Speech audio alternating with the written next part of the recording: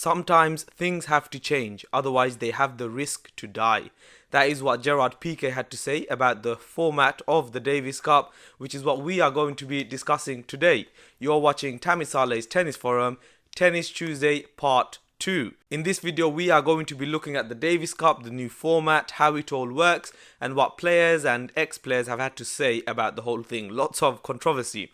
If you haven't already, then please do subscribe, as I do release weekly videos. As I just said, this is a part 2, so go and check part 1 out, where I looked at the final 2019 year-end rankings and broke it all down. So yeah, go check that video out. But for this video, we will be looking at the Davis Cup. Got a lot to talk about, so without further ado, let's roll the intro.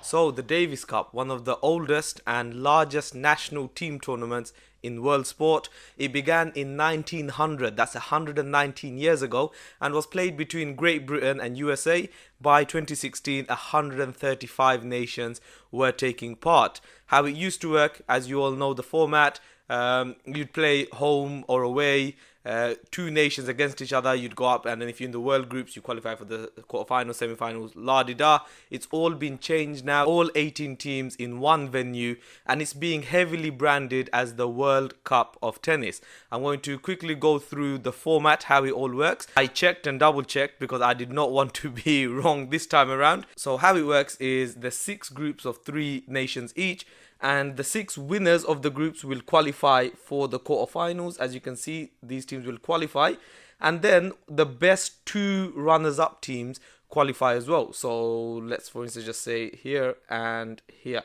You get 8 teams for the quarterfinals. Then it's very simple: semi-finals and then final on Sunday. And the 2 worst teams will get demoted to World Group 1. It's pretty simple, the rules really. How it works is, in the group stage, the most amount of wins, they win the group. And then if it's still level, then it's the percentage of sets won followed by percentage of games, not head to head like we had in the ATP finals. The winners of the quarterfinal, the 4 semi-finalists, will be confirmed their spot for next year. And then the 2, obviously I said the 2 bottom teams will get demoted to World Group 1. The remaining 12 teams will fight it out against the promoted World Group 1 teams to qualify for next year. There'll also be 2 wildcard teams. One of the wildcard teams for this year is indeed Great Britain. There's a $27 million prize pool, with the winning team $2.4 million going to the players and just over $1 million going to the federation. Just even in the group stage, simply taking part, 600,000 will be allocated for the players, and each federation will get at least 300,000. So a lot of money has been invested into this new format of the tournament. And there's been quite a lot of controversy surrounding this tournament. Lleyton Hewitt, this is what he's had to say. We're getting run by a Spanish footballer. This is in reference to Gerard Piqué having a massive influence on this tournament. Yeah, we're getting run by a Spanish footballer. That's like me coming out and making changes to the Champions League. He's not a fan. I must admit, I do not agree with Lleyton Hewitt at all there. The Davis Cup, you cannot compare that to the Champions League. The Champions League is like the pinnacle of club football. Every player's dream is to play in the Champions League. The Davis Cup is not that for tennis. You could probably compare a Grand Slam to the Champions League, but yeah, it's not a fair comparison. And personally, like, if I had to compare it to anything in football, you could compare it to the second tier Europa League, which no one really cares about. And yeah, I mean, if a tennis player went and tried doing something about the Europa League, by all means, I don't find that a problem. This whole footballer tag seems to be ongoing. Federer has said that it is a bit odd to see a footballer meddle in with tennis business. Be careful, the Davis Cup should not become the PK Cup. Now, yes, you know, it is a footballer. As tennis fans, we don't want other people with their own personal interests. However, if you look at it, how many tournament directors are ex-tennis players or anything? They're all businessmen, let's be honest. So I don't see a problem with a footballer running the tournament, as long as he's very open about it. I mean, Piqué in the past has shown that he has got an interest for tennis. So I personally don't see any problem with the whole Piqué is a footballer, he shouldn't be meddling in with tennis affairs. Federer will not be taking part in the Davis Cup. Switzerland didn't qualify anyway, but they weren't given a wild card either. probably due to the fact that they didn't really show any interest in playing in it. Sasha Zverev has also said that I don't think this format is the Davis Cup. I hope people realize that the Davis Cup is more than just money, it's history, and he's not taking part.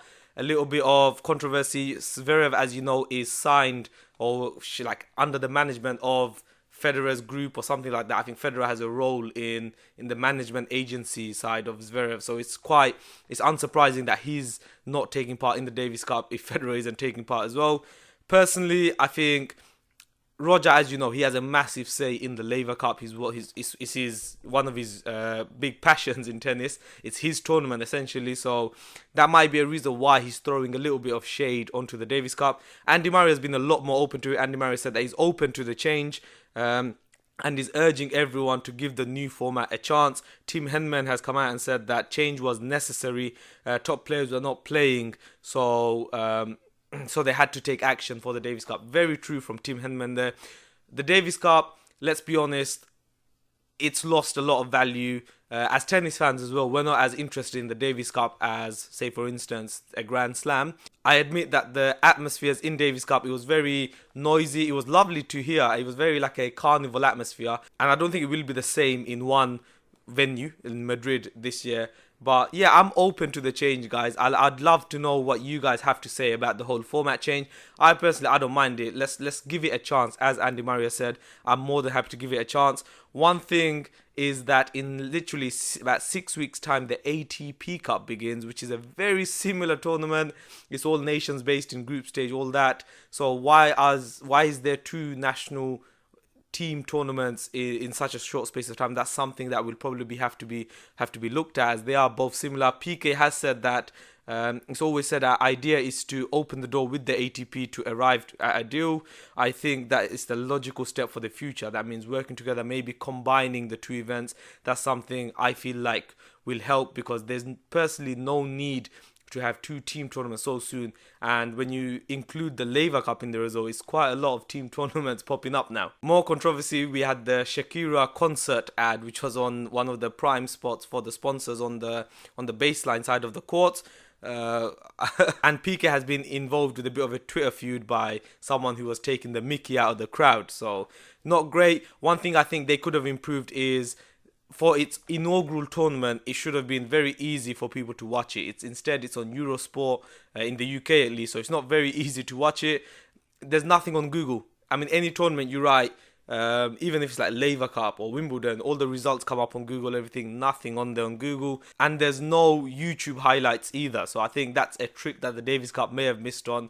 If you want the crowd to be engaged in it, at least for its first tournament, you should have just thrown content out there. However, 11 of the top 20 players are playing. Rafa Nadal's playing, Novak Djokovic is playing, Andy Murray's playing, Berrettini's playing.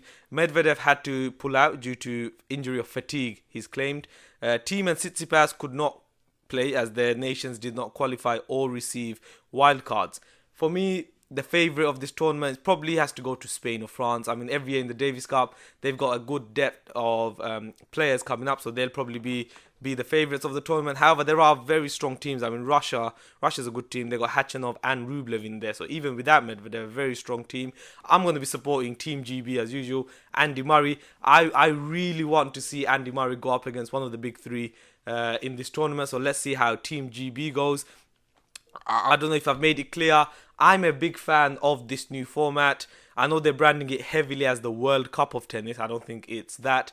Potentially, if you want to make it a little bit more special, you can't have it every year. Why the World Cups or the Olympics is special is it's once every 4 years. So that's maybe something they could look at rather than having every single year. It loses its specialty in some ways. But yeah, let me know what you think. Are you a fan of the Davis Cup, the new format, or do you think it should have stayed the way it was?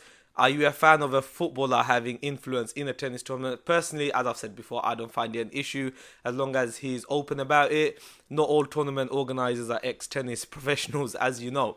I'm going to wrap it up there. I hope you've enjoyed this video. If you have, please do leave a thumbs up and subscribe for future videos as well. Thank you very much.